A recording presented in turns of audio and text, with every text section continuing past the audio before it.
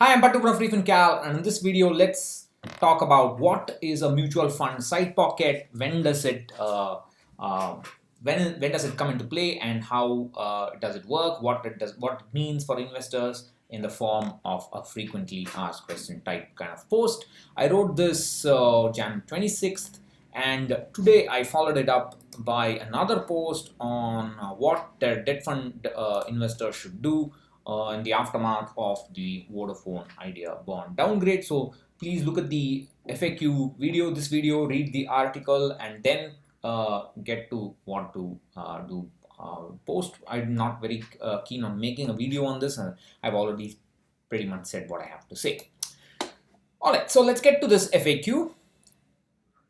So what is a mutual fund side pocket? A mutual fund side pocket essentially means they take a segment of the portfolio comprising of a bad bond and they keep it aside, and that's called the segregated portfolio. So there's no difference between a segregated portfolio and a side pocket.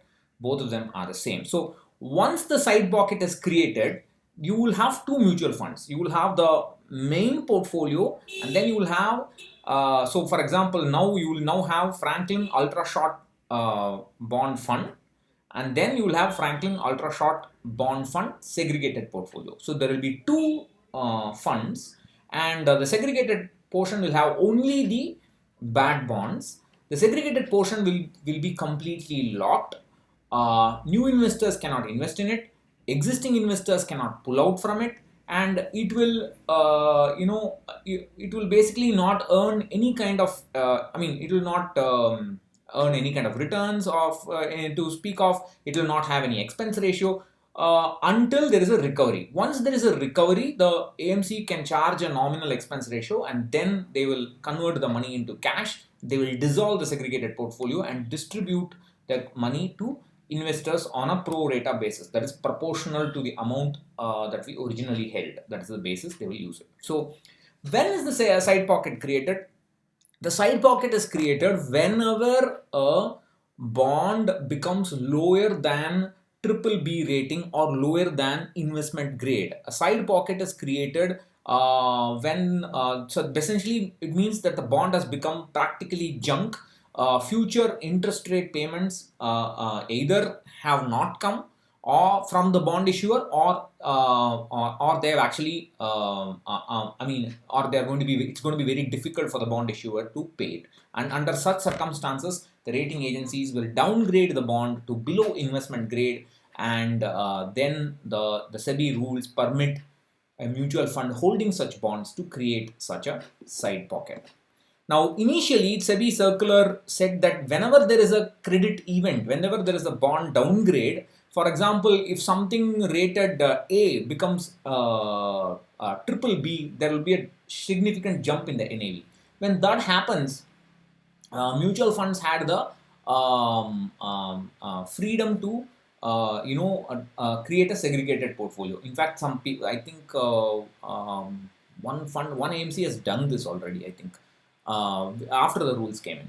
But then they changed it in November 2019, and they said that only if the bond has become below investment grade or a junk, then only they can create the side pocket. Otherwise, it cannot create the side pocket. That is why Franklin did not create the side pocket on January 16th. They only wrote down the bond, part of the bond holding, and after CRISIL downgraded it below investment grade, they created the side pocket.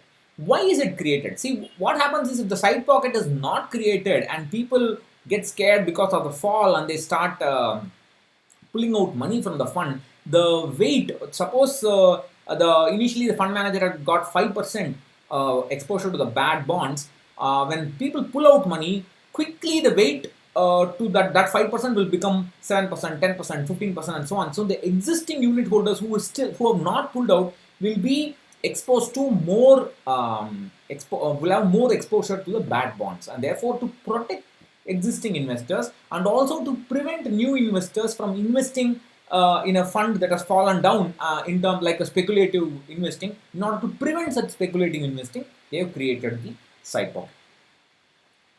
So it is basically like side pocket is the best thing is to the best analogy I can think of is like side pocket means basically it is trash. That bond has become trash. If if you write down the bond just like Franklin did, you are basically taking the trash and throwing it away. But they did not do it fully, but they just wrote it. They did it partially. But once you create a side pocket, what you're saying is you're taking the trash and keeping it in the back of the house and saying someday the trash will become gold and so on. So that's the kind. When you keep it the back of your house and say someday it will be okay until it recovers, I'll keep it. That's called a side pocket. You can't touch it. It's trash. You leave it alone. If you mark down the bond completely, Franklin did not do it completely, but if you mark it down completely, it's like saying I'm throwing the trash out. In both the cases, the NAV will fall. In both the cases, there will be a loss. You cannot prevent the loss. Do not assume does the creation of a side pocket means people can recover their losses? Not at all. People can never recover their losses. The loss is completely, permanently gone.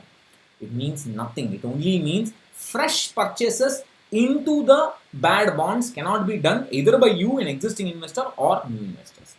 Is side pocket better than a markdown? Not at all. I just explained both of them are pretty much essentially equivalent in some sense, because once a bond has become below investment grade, chances of recovery are very remote. So it's practically the same. And even if you get back the money at some time, you're going to get it months and months and months later.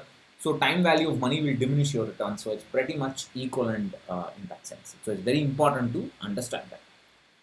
Can side pocket be created with stocks? No. SEBI allows only debt and money market instruments for side pocket creation. Can an equity fund have a side pocket? Yes. If there are enough bonds in it and they become below investment grade, equity fund can create a side pocket involving those bonds.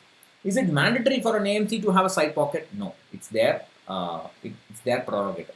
Is side pocket the same as a segregated portfolio? Yes. So when the side pocket is created, you now have something called a main portfolio, which is the usual fund, and then you have a segregated portfolio, which is the side pocket containing the bad funds. Both will have the NAV. Both NAV will be published on a daily basis, even though the side pocket and NAV may not change on a daily basis. You cannot invest in the segregated portfolio. When you put further money, that will go only into the main portfolio. Can we redeem units from the segregated portfolio? No. But they will be listed in the secondary market. If there is a buyer, who will buy? If there is a buyer, you can sell it them. So we can't invest in the segregated portfolio, like I said. And also one question people have asked, and I did not add it in the FAQ, is what about taxation? See, Kumar Roy had mentioned in Asana It's a Wealth that AMFI wants clarification from the tax department about taxation of segregated portfolios once the recovery is done. This is needless. See, take the case of a mutual fund merger. For example, HDFC Balance Fund underwent a merger in July 2018, and then it became hybrid equity. So now two funds were there. They were merged on a pro rata basis to create a new fund with a new NAV. So that merger is an action on the part of the AMC. For this, I don't need to pay tax. I only need to find out what is the NAV I originally used to buy, and what is the NAV buy units, and what is the NAV on the date of the redemption to create my capital gain or capital loss. The same thing, this is like a demerger. For a merger, there is no tax incidence on my part. Demerger, that is one fund becoming two, is also an action by the AMC, and there is no tax incidence as far as my understanding is concerned on the part of the unit holder. The NAV will be divided on pro rata basis. So you have to find out the NAV that is originally available, and on a pro rata basis calculate the capital gains if the recovery is, if at all it is done. I don't understand why separate rules have to be made, and AMFI wants clarification on this. It's just needless, unnecessary headache. So tax will be as per normal debt fund taxation of LTCG and STCG. Rules will apply to the segregated portfolio if and when the recovery happens, but the NAV calculation is a little complicated as it has to be done on a pro rata basis, is my understanding. Alright, so if I exit before the creation of the side pocket, will I get the benefit of the side pocket? No. Only investors who were holding units on the date of the credit event, that is on the date the credit rating agencies declared the bond as below investment grade, only those investors will benefit from the side pocket, others will not. If you exited before, that's it. If I buy After the creation of the side pocket, will I benefit if the bond issuer pays back?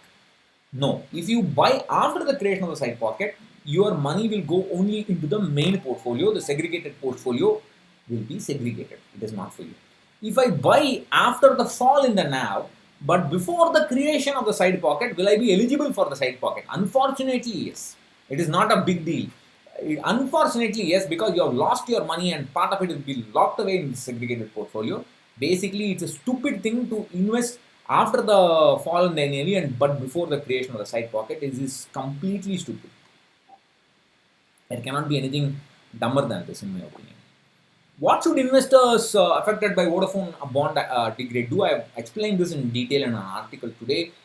Why did you invest in them? Why did you invest in the first place? If you invested for wrong reasons, pull out. And if you need the money, immediately pull out. Within a year, pull out. Otherwise, if you can bear the risk, exit.